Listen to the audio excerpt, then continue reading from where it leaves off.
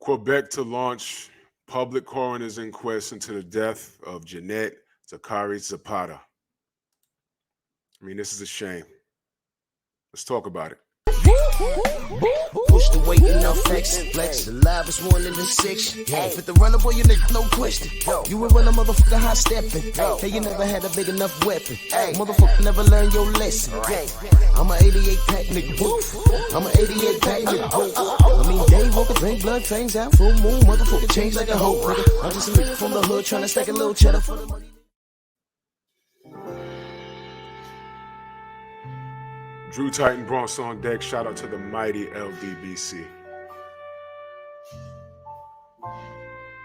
I know I spoke my opinion on this, but it bears repeating. And this is an unfortunate event. The sister was only 18 years old, man. And it's always bad when you deal with death in the ring. And it's a barbaric sport, it is. But it's very important that when you're entering in a fight sport, a combat sport, there are rules and regulations. You have to exercise the utmost of precaution. And one of the things is the safety of a fighter. She was a baby, man, 18 years old. So, boxing scene, link will be in the description. The boxing world may soon have some concrete answers regarding the recent untimely death of Jeanette Zacarias Zapata. The coroner's office of Quebec will launch a formal investigation into the death of the 18-year-old Mexican boxer who passed away Thursday afternoon at the hospital in Montreal after sustaining head injuries 5 days earlier, Saturday night, August 28th, during a boxing match on a card topped by the Kim Clavel Maria Soledad Vargas main event.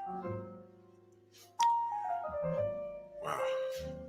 The news of the investigation was surrounded Friday morning by Quebec's public security minister and deputy premier. I'm not even going to begin to say that name. It looks like a French name. Our thoughts are with the family of the loved ones of Jeanette. Posted on her Twitter account. We'll proceed with an investigation on the probable causes and circumstances that led to the death of the athlete. I'm just going to scan through this a little bit. She lost consciousness after her opponent connected with the flurry of shots and the winning moment of the fourth of their women's welterweight bout, prompting the referee to stop the fight. Zapata, however, was not able to return to her own corner and began convulsing on her feet.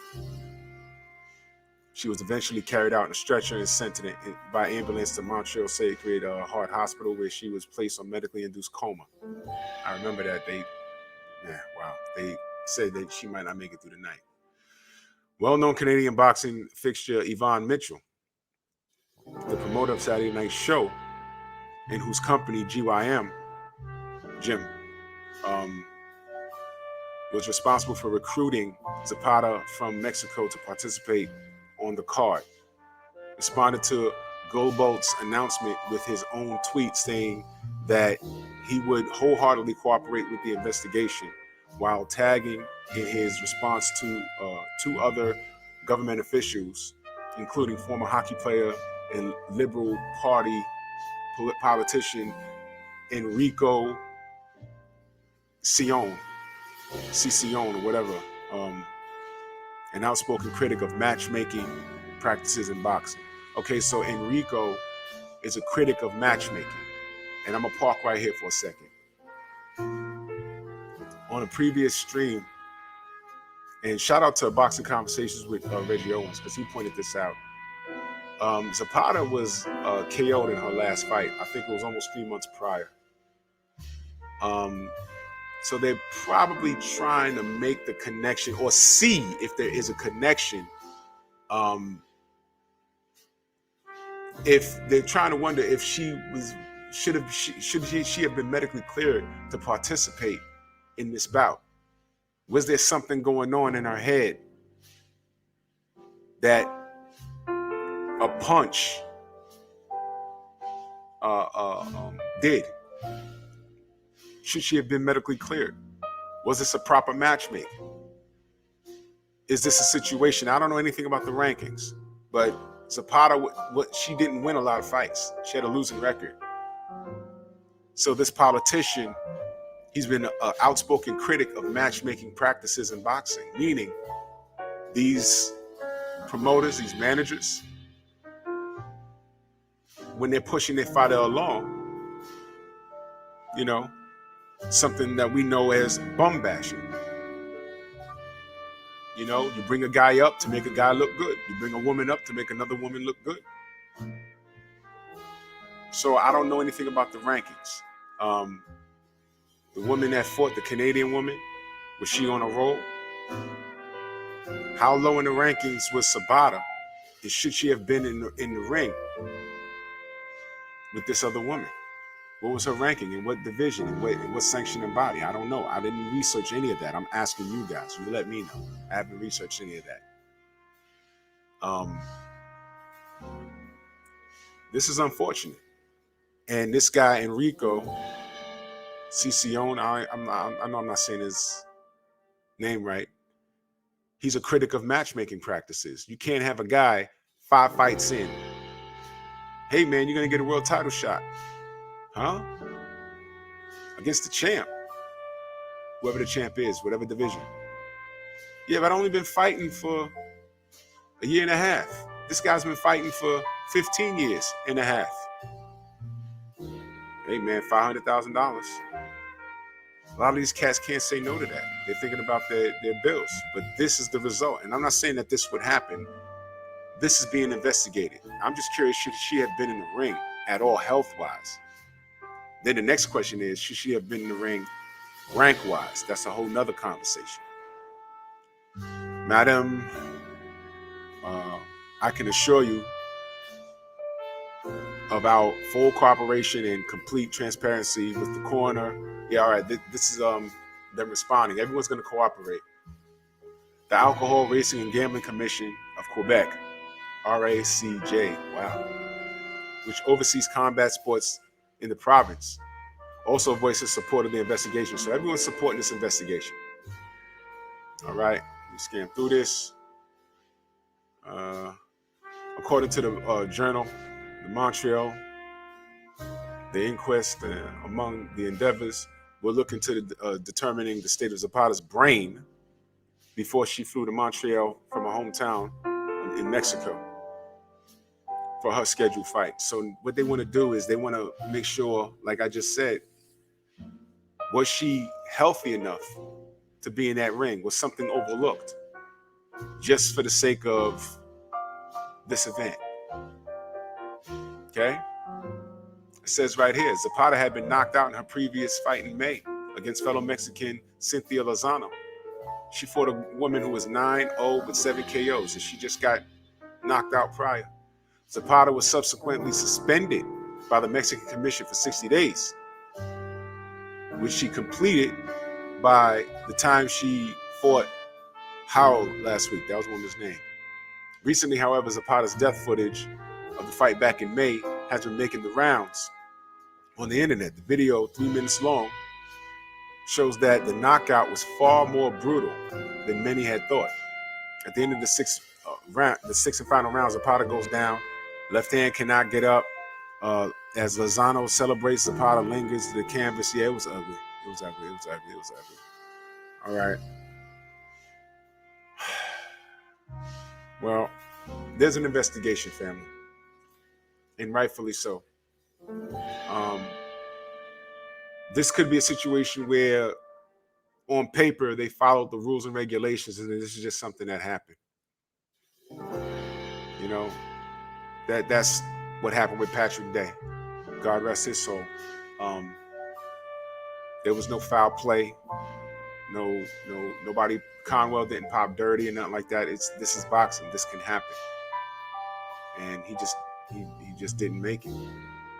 This could be one of those situations. They said that she received a 60-day suspension, And she fulfilled that and followed the rules and went on to another fight, and this happened. So there could be no foul play. I'm not accusing anybody of foul play. What will be unfortunate if it's found that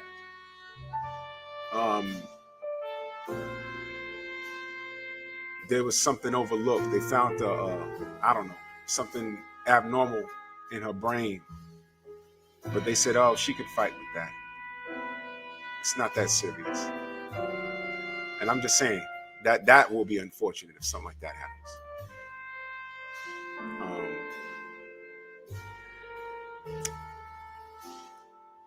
This like really sucks.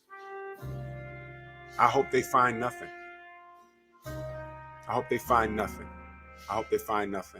You know, because we don't need any more black eyes in the sport. We're dealing with enough as it is. With Team Reynoso and floppy gloves and, you know, skin gloves. What happened to Mike Fox, racist judges, all of this in a short amount of time. And the fanatics enable this behavior. If it's your favorite fighter, that's on the good part of this, meaning that he or she is winning. You can ignore it. But if it's a fighter you don't like and they're talking about I'm injured, like Errol Spence willingly gave out his whole doctor's report and they still say he's lying. Because your hate for Errol Spence is unconditional. Your hate for the black fighter is unconditional. Your hate for Deontay Wilder is unconditional. So you don't want to hear it. And what we're talking about here is righting the wrongs. The sport is dangerous enough as it is. Why do you think we're so hard on cheaters? Why do you think that I look at it so hard when something is in question? Canelo's such a great fighter. Why does he need an edge? A claim vulnerable. Worst part, WBC, why are you moving the goalpost, fam? Understand. Valdez popped dirty, A and B samples.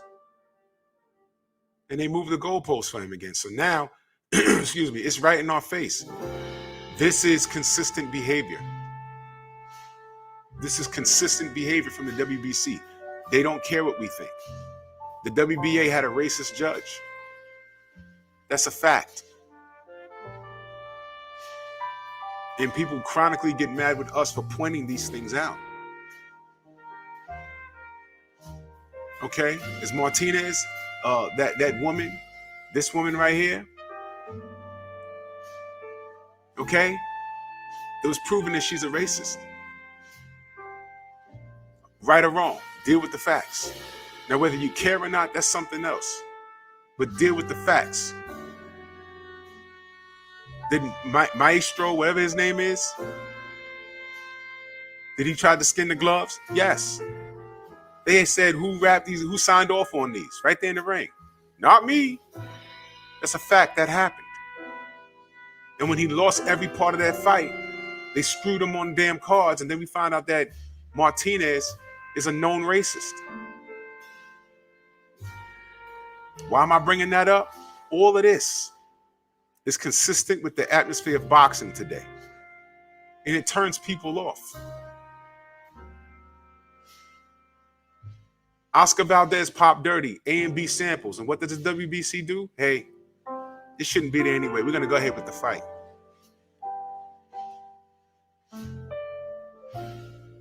Y'all are good with that? Oh, I'm sorry. Errol Spence said it best. Let that have been me. Errol Spence has a legitimate eye injury, and y'all called him a liar. If he had popped dirty A and B samples, would you be really saying, oh, it's just a diuretic, like most of you are saying, it's just a diuretic? I don't care what it is. Is it on the banned substance list? Yes, it is. So we're dealing with all of this. Why? Why do we address that? Why do we have rules and regulations? Because at any given point, this can happen. Now, what if this happens and it comes out, God forbid, that her opponent pops dirty?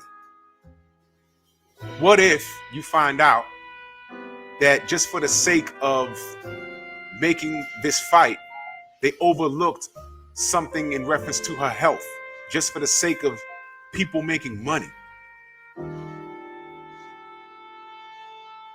This is why we have rules and regulations in place, man.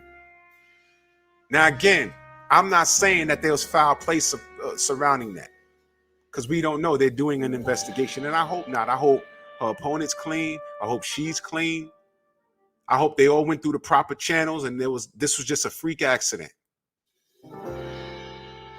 But that's why we do have rules and regulations in place. What's the point in a sanctioning body if they're going to disregard VADA and USADA and all these other things? But when we talk about it, me, my people, these people, when we talk about it, we get this.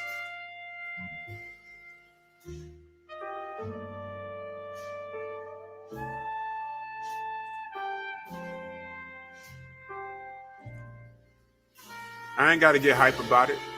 You already know my stance. Time reveals all truth, and the lie is nothing but the long way to the truth. I'm going to keep talking it. I'm going to keep speaking on it.